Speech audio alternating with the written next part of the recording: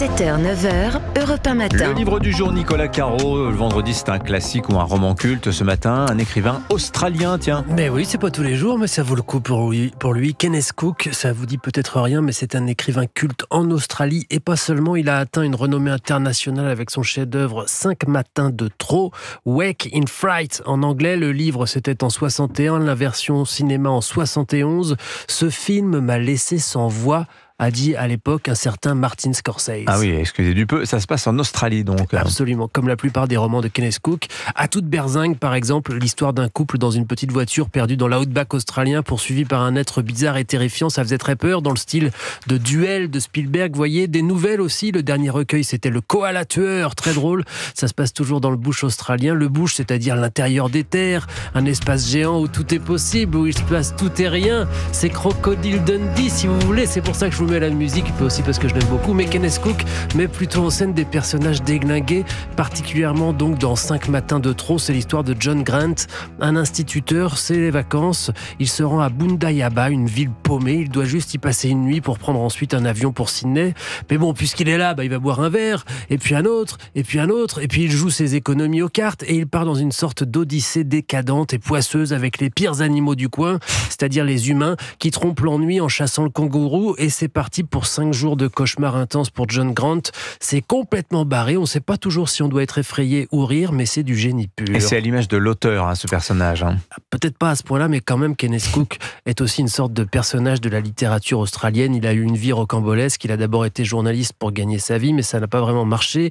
Il a toujours été dans des affaires improbables. Il a toujours couru après l'argent pour survivre. Il a monté notamment un parc à papillons, un parc de loisirs, mais ça a été un fiasco total. Et puis donc, succès avec son premier roman, 5 matins de trop. Il est devenu une sorte de figure et il s'est intéressé beaucoup et a parcouru l'outback, donc l'intérieur des terres, où il est mort d'une crise cardiaque en 1987. Voilà, 5 matins de trop, donc signé Kenneth Cook. Merci beaucoup Nicolas Caro. La musique, Omblin Roche, et on commence avec un guitariste de légende dans les arènes de Nîmes ce soir. Ah oui.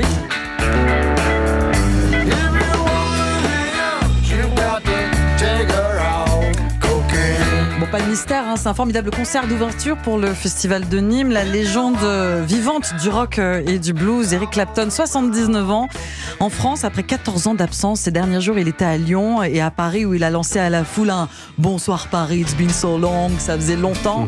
S'il n'a jamais été le guitariste le plus virtuose, le meilleur des chanteurs ou des compositeurs, son jeu sur sa 6 cordes est particulièrement reconnaissable. Vous savez, ce son Clapton qui est bluesy, qui est lent, qui est intimiste, slow hand, comme on le dénomme.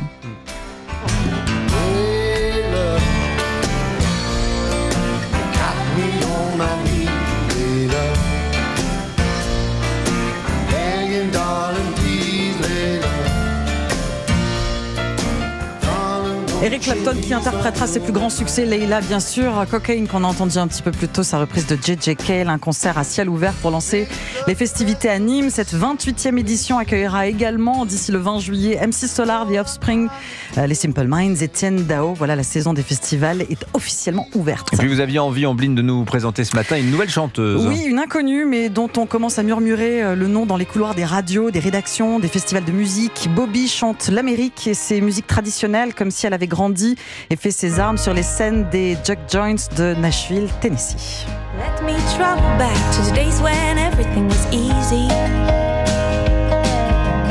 In my grandma's house where she cooked for us a sweet meal.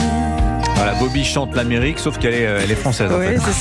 c'est ce qui rend sa musique, je trouve, encore plus étonnante et encore plus enthousiasmante.